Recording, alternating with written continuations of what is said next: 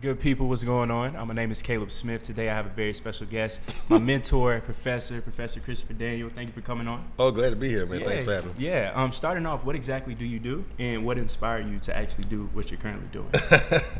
Well, for the last 12 plus years, I've been an award-winning freelance journalist, been published in NBC Black, The Root, amazing. Blues and Soul magazine, Billboard, of course, just a miscellaneous amount of Alice Shondaland, Shonda Rhimes' new website. I'm on there as well. But I was also a visiting professor in the communications department at Georgia State, which is how I connected with you. Exactly. But currently, I'm going into the fall as the full-time instructor for the journalism program at Clark Atlanta University. That's huge. Yeah. And I've had you as a professor, as a mentor, and learning from your approach, it was very different. Everything was all about music, hip-hop, because you already know at State, when I first got there, I was told, if you want to do journalism, if you want to be on TV or even on the radio, you have to do 9 times out of 10 CNN, hard news. But then learning through you that you were very successful doing stuff that was in media, that was focused on pop culture and on hip hop. Who exactly inspired you to actually change like this whole entire way? Ed Bradley. Journalist from the 60 Minutes, God rest his soul, one of the greatest. Nelson George, hands down one of the greatest cultural critics to ever pick up a pen. David Ritz, who's a good friend, who's a biographer. Oprah, of course. Ed Gordon, who's on NPR as well now. Let's see, my friends, the music I listen to in my house, all the disco records. My mom used to play the hip hop. My sister played the MTV New Wave videos that were on when I was a kid. The hip hop my friends listened to growing up in the 90s. So it was just a hybrid of everything that I liked. And I wanted to do something that had to do with stuff that I enjoyed. So, just seeing all of these guys that I just mentioned doing that type of work, and working with people who I respected, I said, that's just what I want to do. And fortunately for me, I've been able to do such. Yeah.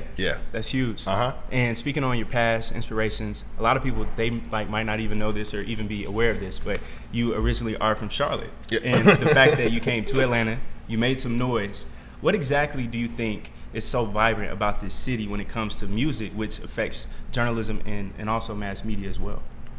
Well, when I was growing up, it was fun, listening to the stuff from So Def and LaFace and hearing like all the different landmarks here. Different places where people used to eat, all the different schools that were here, all the different events and stuff. So when you think about all those different tourist attractions, so to speak, you start to really try to gravitate towards that. And I guess just the loyalty for me has always been something that's been really fun to really highlight. And just seeing the diversity here.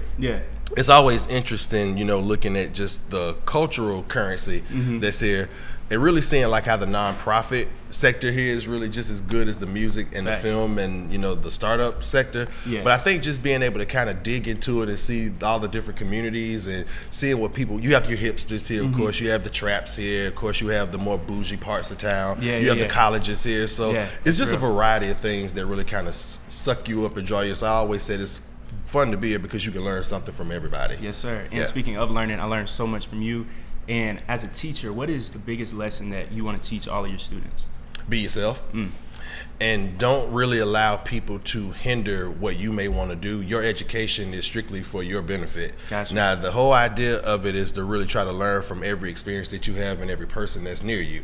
But don't let people tell you that you can't do something because they were never able to do it. Or don't let people tell you can't do it because they don't know anything about it. The biggest thing is be able to share what you know with them and try to encourage them to learn more. But the biggest thing is just really go after what you want. It's huge. That's huge. So you having that mindset, what do you think separates you from like the average journalist? Serendipity.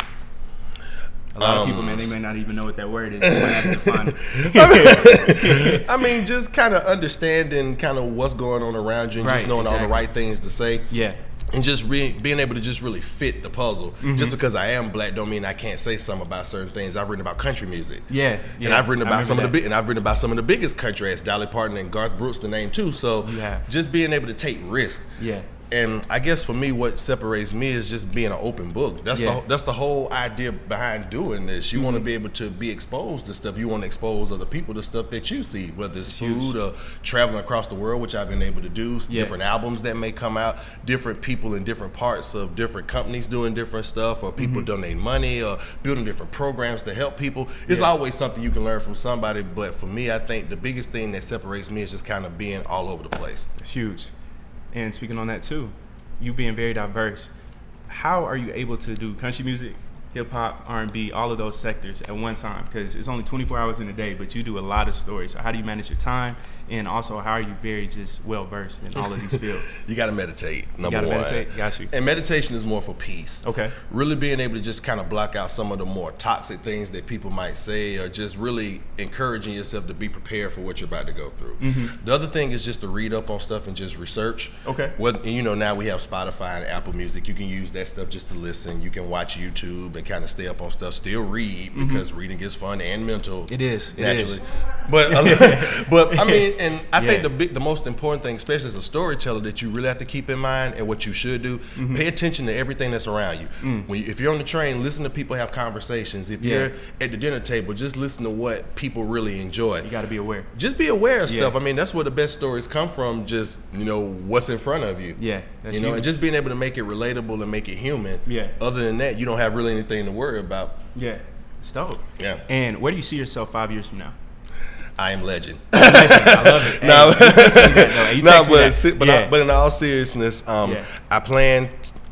will do this. Yeah. I will be an endowed professor at an Ivy League college. It's huge. There will be a communications program endowed in my name. I love it. There will be several scholarships at my alma maters, as well as all the schools where I've instructed, that helps primarily ethnic minorities, primarily black men, go into communication-based disciplines. And we gotta let them know the schools too. Very well educated.